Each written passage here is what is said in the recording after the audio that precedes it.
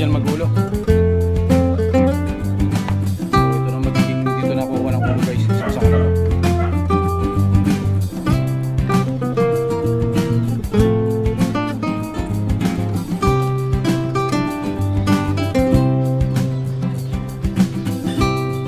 Malaki na yan. Sige na kung ginamit niya sa isang sanga na yan. Pero ano, kaya naman ng silbo.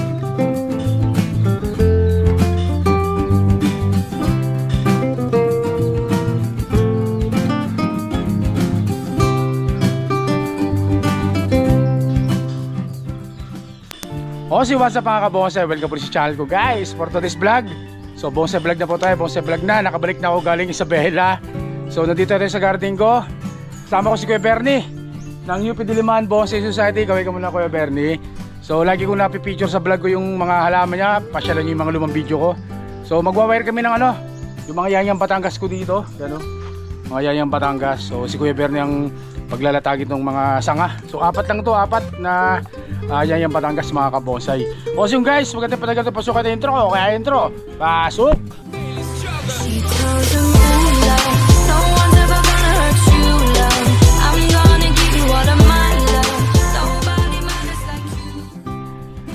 At ayun na nga guys. So matagal na namin plano ni Kuya Bernie na ilatag to. Kaso sobrang busy rin si Kuya Bernie sa UP. Lalo na ngayon dahil laging merong seminar sa UP tuwing Sabado. Kaya silang nag-iintindi, mga opisyali sila doon. Kaya ngayon lang nagkaroon ng libreng oras Kuya Bernie na pumasyal dito sa garden ko para ilatag tong mga yayang Batangas natin guys. So ito yung mga yayang nabili natin kay Louie. Kay Louie to galing tong isa na to. Louie Seremar ng Batangas. So ginawa ko dati dito, sinilikan ko na yan. Pero sabi ko kay Kuya Bernie, bahala na siya magbawas ng iba. Pero yung iba dyan tinanggal ko na nung nakaraan. Maganda nito guys oh.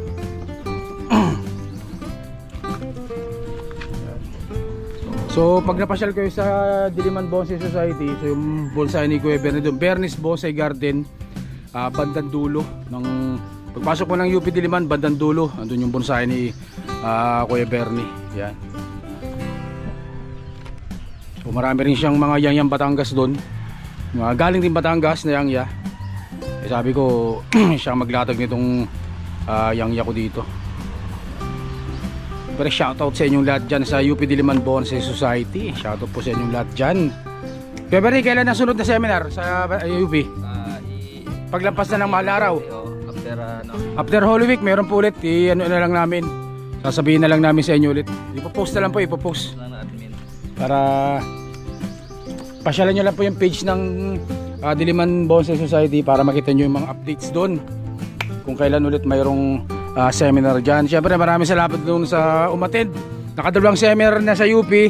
So maraming salamat sa mga pumunta dyan. Katuwa, ang daming ano, ang daming pumunta. Ibig sabihin ang daming gustong mag bonsai. Yan.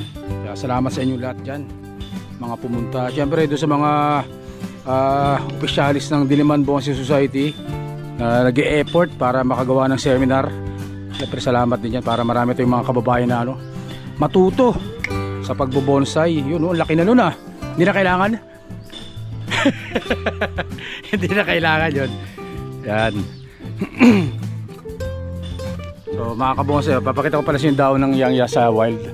So ito pina-wild natin to para lumaki. So ganyan pong kalaki, malalaki din pag nasa wild. Pero pag na bonsai, you know, sobrang liliit na. Kaya na nagiging diferensya ng pagkakaiba ng dahon. Mabilis magpalit ng sanga ng yayang Batangas. Kaya maraming gustong ano, mag-bonsai nito. So ngayon po, ano ngayon? Hunting ngayon, hunting season po ngayon ng yayang Batangas.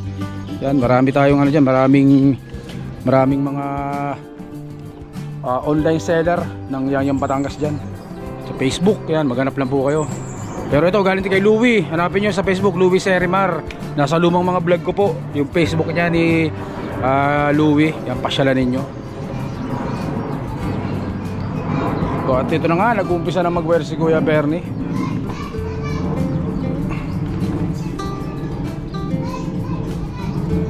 Pero itong isa na to, so tayo nag-wear nito, tayo naglatag nitong isang yang-yang na to. Yan. Ito mga tatlong yang-yang yan. Lalatag ni Kuya Bernie. Yan yung isa. Tapos ito yung isa pa. Na-select na rin natin, tapos nilinis na rin natin. At syempre itong dalawa dito, yung isa parang magdadayback pa oh. Ito yung isa, tsaka yun. Latag na rin natin yan. Ay.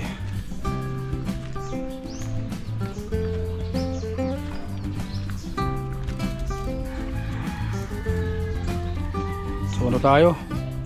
Ang gamit na wire ni Kuya Bernie 5. May 4 ata dyan eh.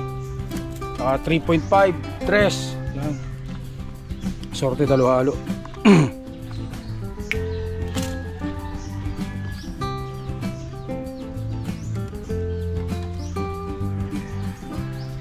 Buti hindi masyado mainit. Ayan o.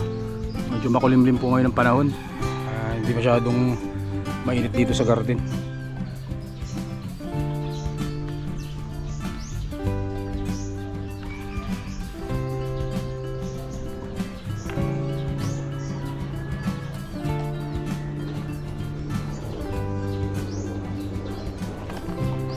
So ganyan yung kalaki mga kabonusay. Pasensya na ako, medyo pause pa ako. Napalaban tayo sa Isabela. Shoutout pala sa mga taga Isabela dyan, lalo na sa mga taga Santo Tomas, Isabela. Yan, sa lugar ng asawa ko, sa lugar ni Mrs. Kabonsay. Shoutout po sa inyo lahat dyan. Salamat po sa mainit na pagtanggap sa amin dyan. Napalaban tayo sa gin dyan. Gin puro 4 kantos. Kaya namaos ako, namaos.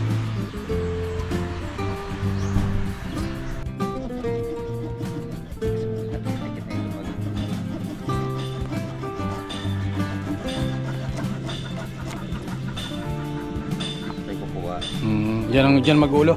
Hindi, dito na bukas sa ulo niya. Habang may tumubo doon.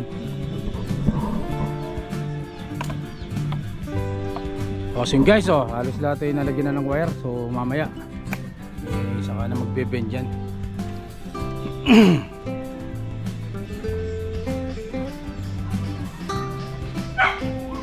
Yung ulo palalakihin na lang talaga yan.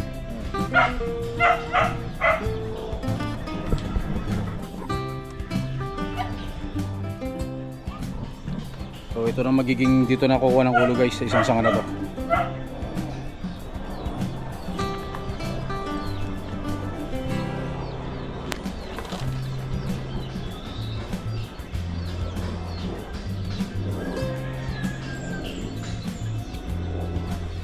Yan na oh. Op, yan.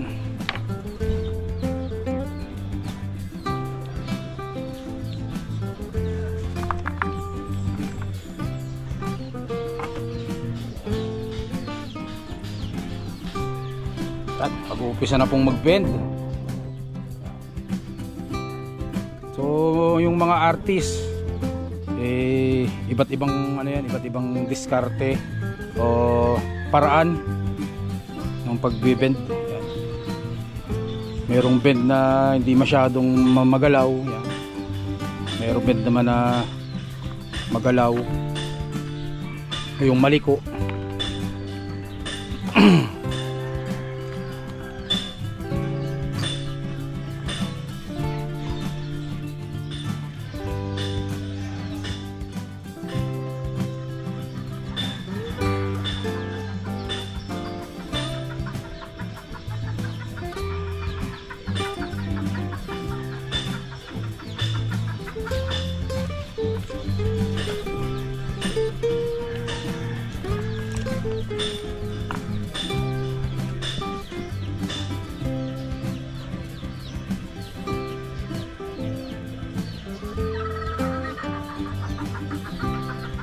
So yung malalaki guys 5 na to.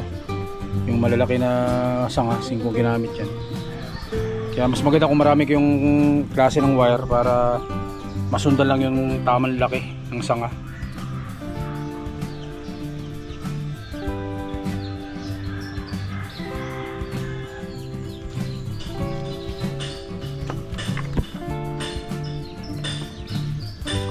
Yan, medyo malaki malaki na yan, no? 5 na pong ginamit niya sa isang sanga na yan, pero ano, kaya naman ng 5.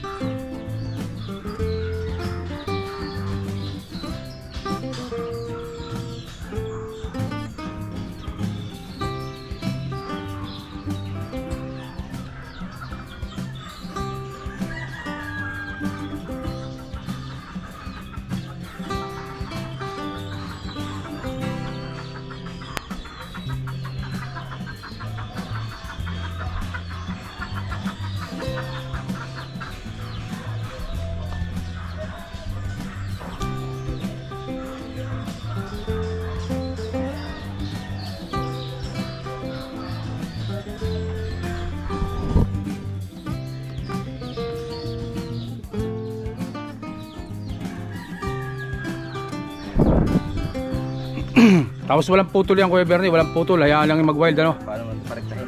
Parektahin para mas mabilis lumaki yung mga sanga. Kagaya niya nasa ilalim na yun, nahuli yan. Na maliit pa. So kailangan niyang ano, kailangan talagang pa-wild.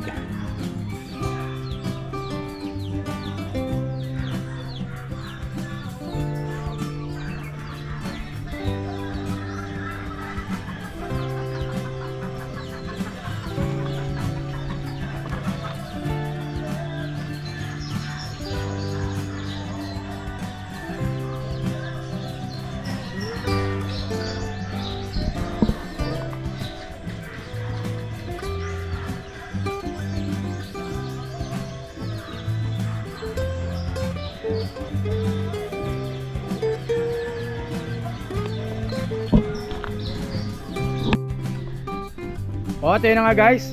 So natapos itong isa.